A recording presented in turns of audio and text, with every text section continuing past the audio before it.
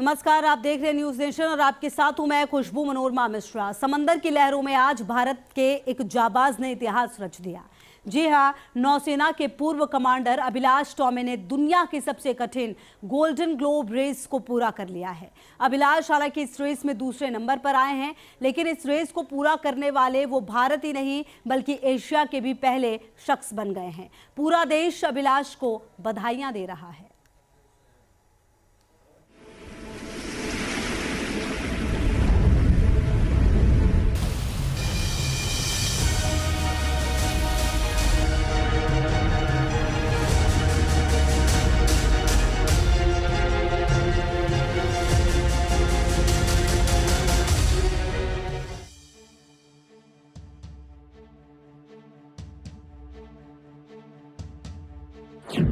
समंदर की लहरों में रचा नया इतिहास।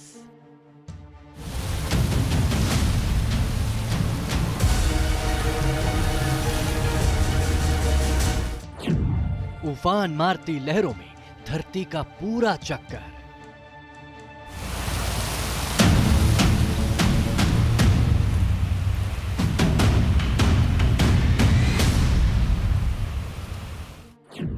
अभिलाष टॉमी बने समंदर के सिकंदर।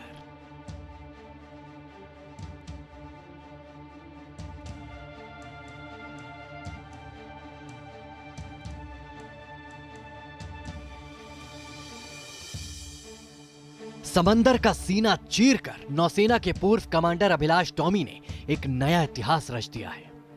दुनिया की सबसे मुश्किल गोल्डन ग्लोब रेस पूरा करने वाले वो पहले भारतीय ही नहीं बल्कि पहले एशियाई भी बन गए हैं।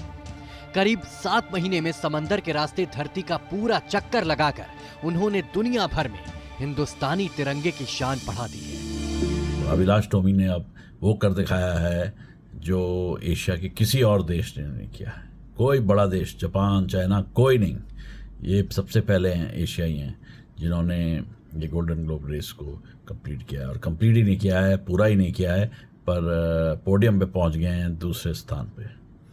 ये बहुत ही गर्व की बात है। कमांडर अभिलाष टॉमी ने 237 दिनों में ये रेस पूरी की है। उनकी इस कामयाबी के लिए भारतीय वायुसेना और नौसेना ने उन्हें बधाइयां भेजी हैं। 7 महीने घर परिवार से दूर रहकर कमांडर अभिलाष ने ये कामयाबी हासिल की है, तो पूरा परिवार बहुत खुश है। मुझे उन पे बहुत गर्व है। आखिरकार अभिलाष ने अपनी खास जीत ली है और एक नया इतिहास बनाया है।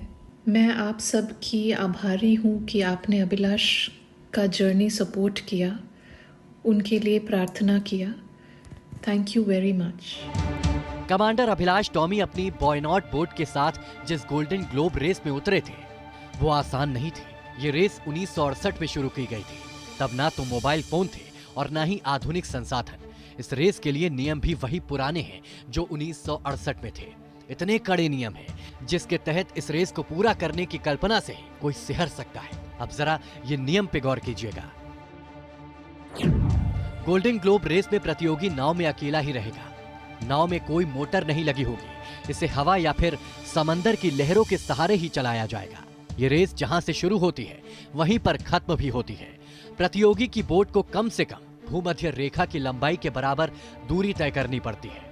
यात्री को दक्षिणी गोलार्ध में 3 महान Cape of Good Hope, Cape Leeuwin और केप हॉर्न को पार करना पड़ता है। इसमें प्रतिभागी केवल उन्हीं तकनीकों का इस्तेमाल कर सकता है जो 1968 में मौजूद थी। रास्ते में प्रतियोगी किसी भी बोट से मदद नहीं मांग सकता। बाकी दुनिया से संपर्क करने के लिए उसके पास मोबाइल फोन जैसी सुविधा भी नहीं उपलब्ध होगी। खाने पीने की सामग्री एक बार ही बोट में लोड होगी। उसी से पूरी रेस के दौरान काम चलाना होगा। जो पाल होते हैं, जो पाल वाली नाव आपने देखी होगी, उसी से सेल के हेल्प से जाना है। और खाना पीना सब जो है अंदर स्टार्ट से पहले ले आना है। पानी भी जो है लिमिटेड पानी है जो लेके जाते हैं, बाकी बारिश से कलेक्ट करके। कोई जीपीएस उसमें नहीं होता है? इसमें कोई जीपीएस नहीं, और आपको जो है सितारों से नेविगेट करना पड़ता है। सेक्सटेंट एक डिवाइस होती है और एक मैप चार्ट, जिसको चार्ट कहते हैं नेवी में, वो है। और आपको खुद अपने आप ही करना, और अकेला आदमी इंसान। गोल्डन ग्लोब का ये मुकाबला काफी रोमांचक था।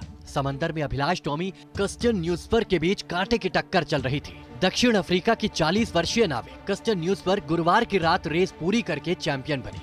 वो दुनिया की पहली ऐसी महिला है जिन्होंने ये रेस पूरी की है। कस्टन न्यूज़बर्ग ने अभिलाष को रेस पूरी करने पर बधाइयां दी। I am Team Abhilash and Team Bayanat.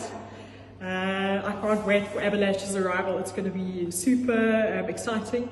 And Abhilash has been a formidable competitor, opponent who's really kept me on my toes. So it's a real honor to have been in this race with him, and I look forward to see. Golden globe race दुनिया की सबसे मुश्किल समुद्री race है। इसका अंदाजा आप इसी बात से लगा सकते हैं कि अभिलाष टॉमी इस रेस में शामिल होने वाले भारत के पहले, एशिया के दूसरे और दुनिया के 79वें शख्स हैं। इतनी मुश्किल रेस की वजह से इसमें शामिल होने का जोखिम लोग नहीं उठा पाते। अभिलाष टॉमी ने 4 सितंबर 2022 को फ्रांस के शहर लेस सेबल्स डी ओलोना से ये रेस शुरू की थी। इस रेस में उनके समेत 16 सेलर शामिल थे। कठिन चुनौतियों के सामने इस साल फरवरी तक 10 नौकाएं रेस से बाहर हो गई। आखिर में सिर्फ 3 प्रतियोगी बचे थे। समंदर की लहरें कभी शांत तो कभी आसमान छूने को बेताब रहती थी,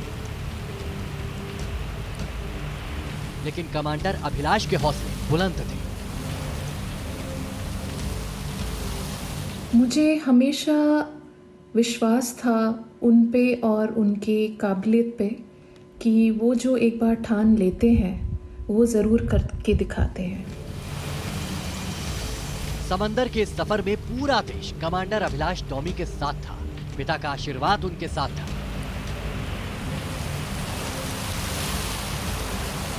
कमांडर अभिलाष टॉमी मेरा बेटा है। पिछले साल जब ये रेस के लिए गया, मेरा एक ही एडवाइस था उससे कि सिर्फ ये रेस को कंप्लीट करने के बारे में सोचना है, आगे जाके कौन सा स्थान पर आता है उसके बारे में भूल जाओ।